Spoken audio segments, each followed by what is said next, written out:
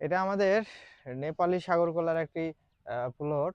তো এই নেপালি সাগরকলার হচ্ছে মূল যে কাজটা সেটা হচ্ছে যেগুলো পাতা একটু আপনার ব্যাকটেরিয়া ধরছে, হলুদ হয়ে গেছে, সেই পাতাগুলো আপনার গাছ থেকে অপসারণ করতে হবে। এবং গাছের যে গোড়ার যে চারাগুলো, এই যে দেখেন, আপনাদেরকে দেখায়, এপাশে আসেন, এখানে দেখেন মোটামুটি দুই তিনটা চারা আছে। তো সবচেয়ে সুস্থ একটা চারা রেখে বাদবাকি চারাগুলো আমরা কেটে দিব।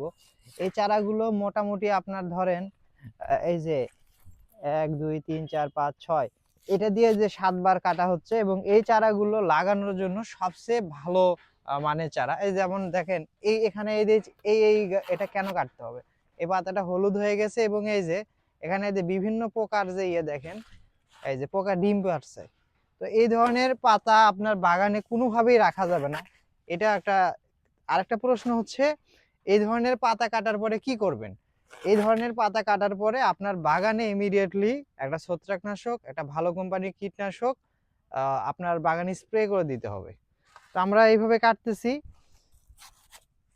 যেসব ভাইরা আমাদের কাছে ভালো কোয়ালিটির চারাগুলো চান, তারা দ্রুত আমাদের কাছে অর্ডার করতে পারবেন। এবং এই যে আরেকটা বিষয় দেখায়, গাছের যে আপনার যে মোড়া যে ইয়েগুলো, সেগুলো ক্লিন করতে হবে। দেখেন এই গাছটার সাথে যে মোড়া যে আপনার এগুলো ছিল, এই যে এখন এই গাছটা কত সুন্দর হলো। আমরা এই গাছগুলোতে একটা ছত্রাকনাশক এবং একটা কীটনাশক এবং কিছু ভিটামিন মারবো। মারার পরে আপনার গাছের গোড়াতে আমরা আবার মানে দ্বিতীয়বার আবার আমরা খাদ্য দিব। এই যে এই পাতাগুলো কাটতে হবে। তো এই কাজগুলো ধরেন আমাদের যারা লেবার আছে তাদেরকে আমরা বারবার বললেও তারা এই কাজগুলো খুব বেশি ভালো পারে না। দেখা যায় যে চারাটা কাটতে হবে সেইটা না কাটে আরেকটা কেটে ফেলে, এবং যে পাতা কাটতে হবে সেটার বিপরীত পাতাটা কেটে ফেলে। এই জন্য আমি উদ্যোগ নিয়েছি যে আমি নিজে দাঁড়িয়ে থেকে আপনার লেবারদের সাথে কাজ করতেছি। এখন প্রশ্ন হচ্ছে, আপনি যদি ভাই বাগান করেন আর আপনি যদি কাজ না করেন, তাহলে কখনোই আপনি সেই বাগানে সফলতা পাবেন না। কারণ লেবার নির্ভরশীল করে এখন পর্যন্ত বাংলাদেশে কেউ বাগান করে সফলতা পায়নি। এই যে এই চারাগুলো আপনার একেবারে কেটে দিতে হবে।